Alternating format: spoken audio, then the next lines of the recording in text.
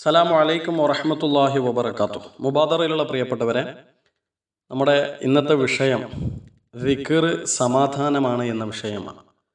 അലാ ബിദിക്രില്ലാഹി തത്മഇന്നുൽ ഖുലൂബ്. അള്ളാഹുവിനെ സ്മരിക്കൽ കൊണ്ട് മാത്രമാണ് ഹൃദയങ്ങൾക്ക് സമാധാനമുണ്ടാകുന്നത്. ഈ ദിക്റിലൂടെ നമുക്ക് ഒരുപാട് നേട്ടങ്ങളുണ്ട്. അതിലൊരു നേട്ടമാണ് ദിക്റുള്ളവർക്ക് വിജയമുണ്ടാകും. വദ്കുറുല്ലാഹ കസീറൻ ലഅല്ലകും തുഫ്ലിഹൂൻ. അള്ളാഹുവിനെ നിങ്ങൾ ധാരാളമായി ഓർക്കുകയും ചെയ്യുക, നിങ്ങൾ വിജയം പ്രാപിച്ചേക്കാം. ദുനിയാവിലും ആഖിറത്തിലും വിജയിച്ചവരുടെ ലക്ഷണമാണ് അവർ ദിക്റിനെ അധികരിപ്പിക്കും. നമുക്ക് സാധ്യമായ അറിയുന്ന ചൊല്ലുന്ന ദിക്റുകൾ ധാരാളമുണ്ട്, അത് വർദ്ധിപ്പിക്കുക.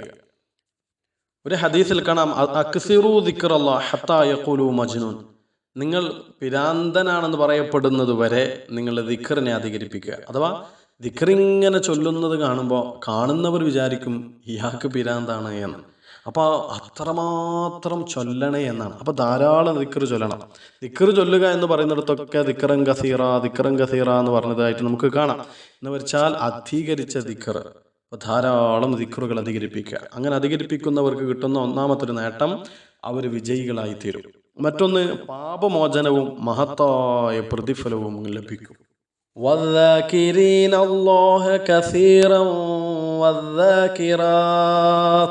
അള്ളാഹുവിനെ ധാരാളമായി ഓർക്കുന്ന ആണും പെണ്ണും, അഥവാ നല്ലോണം ദിക്ർ ചൊല്ലുന്ന സ്ത്രീകളും പുരുഷന്മാരും,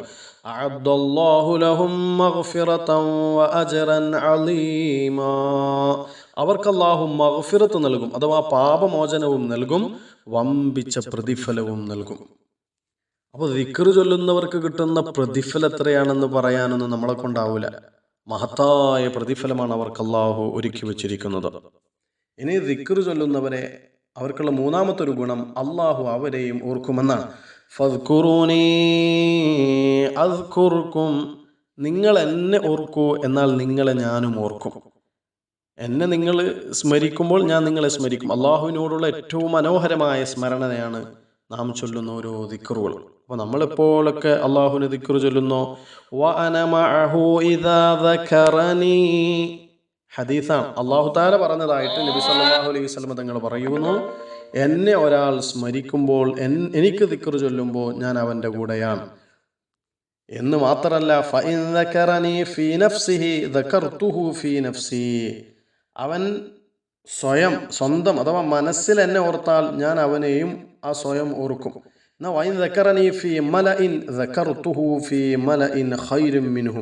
ഒരു കൂട്ടം ആളുകളുടെ മുന്നിൽ വെച്ച്, ഒരു സംഘത്തോടൊപ്പമാണ് അവൻ എന്നെ ഓർക്കുന്നതെങ്കിൽ, അഥവാ കൂട്ടമായി അള്ളാഹുവിന് ദിക്ർ ചൊല്ലുന്നുണ്ടല്ലോ, അങ്ങനെ ഓർക്കുന്നതെങ്കിൽ അവരെക്കാൾ ഉത്തമമായൊരു സംഘത്തിൽ വെച്ച് ഞാൻ അവനെയും ഓർക്കുമെന്ന് അല്ലാഹു തആല പറയാം. ഇതൊക്കെ ബുഖാരിയിലുള്ള ഹദീസാണ്. അപ്പോൾ ദിക്ർ ചൊല്ലുന്നവന് കിട്ടുന്ന നേട്ടം എത്രയാണ്?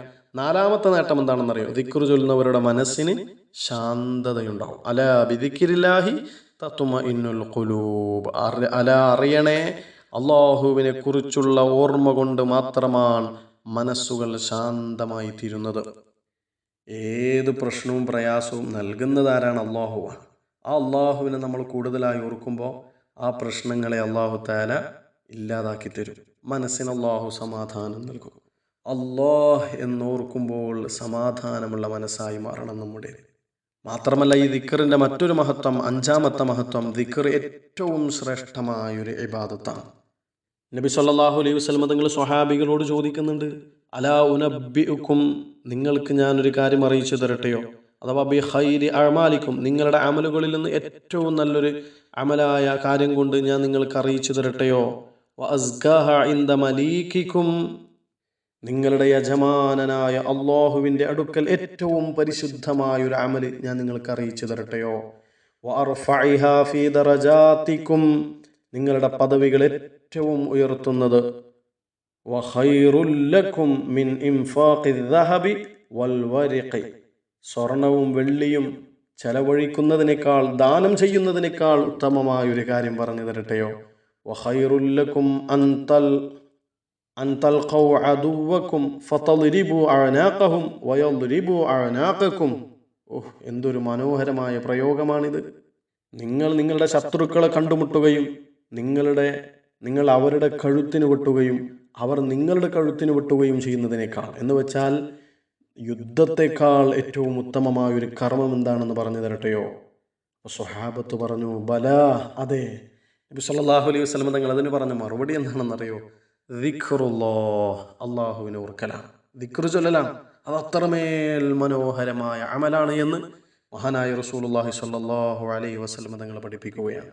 സദാ ദിക്ർ ചൊല്ലുന്ന ആളുകൾ അവർക്ക് കിട്ടുന്ന 7ാമത്തെ ഗുണം പരലോകത്ത് അല്ലാഹുവിൻ്റെ അർശിന്റെ തണൽ ലഭ്യമാകുമെന്നാണ്. വറജുലുൻ ദക്കറല്ലാഹ ഖാലിയൻ ഫഫാലത് ഐനാഹ്, അല്ലാഹുവിൻ്റെ നിഴലല്ലാത്ത, ഒരു നിഴലുമില്ലാത്ത മഹ്ശറ വൻസഭയിൽ പടച്ച റബ്ബിൻ്റെ അർശിന്റെ തണൽ കിട്ടുന്ന 7 വിഭാഗങ്ങളെ കുറിച്ച് പറയുമ്പോൾ അതിൽപ്പെട്ടൊരു വിഭാഗമാണ് ഒഴിഞ്ഞിരുന്ന് അള്ളാഹുവിനെ ഓർത്ത് അള്ളാഹുവിനെ ദിക്ർ ചൊല്ലി കണ്ണുകളിലൂടെ കണ്ണുനീരൊഴുകുന്ന മുഅ്മിനീങ്ങളുണ്ടല്ലോ, അവർക്ക് അർശിന്റെ തണലുണ്ട് എന്ന. ഇനി അള്ളാഹുവിൻ്റെ പരലോക ശിക്ഷയിൽ നിന്ന് നമ്മെ രക്ഷപ്പെടുത്തുന്ന ഒരു അമലും കൂടിയാണ് ദിക്റുല്ലാഹ്, ദിക്ർ ചൊല്ലുക എന്നുള്ളത്. മാ അമില ഇബ്നു ആദമ അമലൻ അൻജാലഹു മിൻ അദാബില്ലാഹി മിൻ ദിക്രില്ലാഹ്. ആദം നബി അലൈഹി സ്വലാത്തു വസ്സലാമിൻ്റെ മക്കള് അള്ളാഹുവിൻ്റെ ശിക്ഷയിൽ നിന്ന് രക്ഷപ്പെടാൻ ചെയ്യുന്ന ഏറ്റവും മനോഹരമായ അമൽ ദിക്റാണ്.